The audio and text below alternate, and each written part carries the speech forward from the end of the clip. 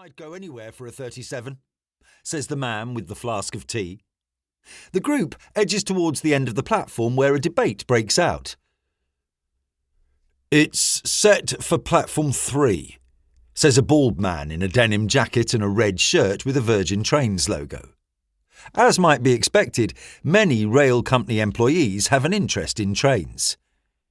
"For F's sake," says the giant. He and the Virgin Trains man begin to sprint away, apparently heading for platform 3.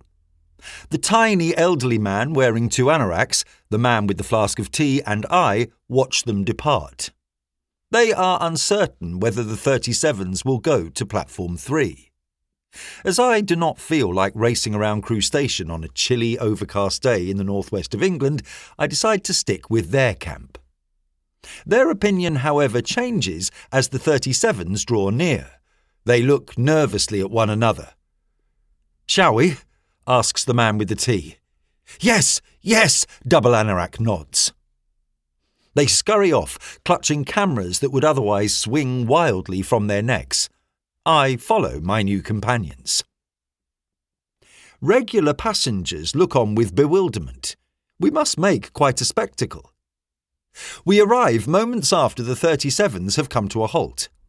We have reached platform 1, which is deemed to have the best view of the freight locomotives. The giant says, "Very fine examples of a 37. The Virgin Trains man says, "Proper locos."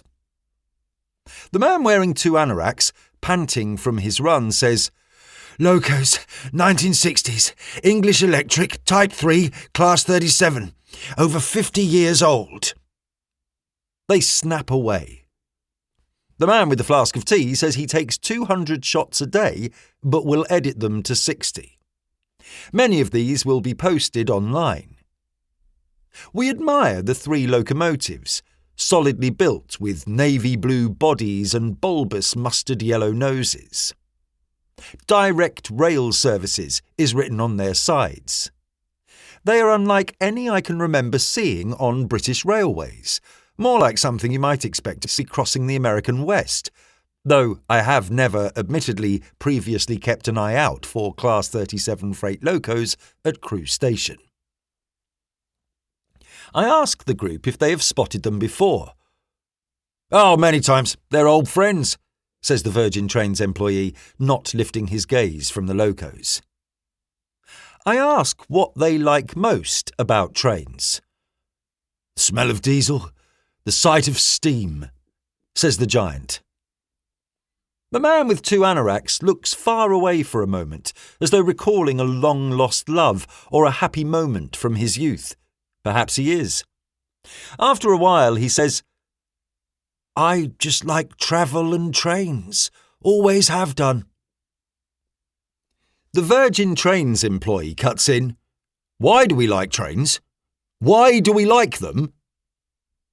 He pauses and lets the repeated question sink in. Of the 4, he seems the most defensive about their passion for railways. He looks me squarely in the eyes. A horn blows across the tracks. Muffled announcements echo in the concourse. The engines of the 37 freight locomotives judder and grumble. "Well," he says, "well, I think you've just seen why." I suppose I have. What is it about trains? Train spotters at Crewe Station may be an extreme example of train love, but most people seem to have a soft spot for rail travel. Ask just about anyone what they think of travelling by train, and a thoughtful expression tends to flicker across the features, often accompanied by a warm smile and a glint in the eye. "There's a romance about trains," is a common reply. "I just like looking out of the window, seeing the world go by," is another. "I hate being stuck in a car or cooped up in a plane," some will say. "It's the motion, the clickety-clack," say others. Or, "You get to see places away from the mainstream, places you wouldn't otherwise visit." Or, "They're a greener way to go." And popular with those frustrated by the fast pace of modern life, "I like to slow down."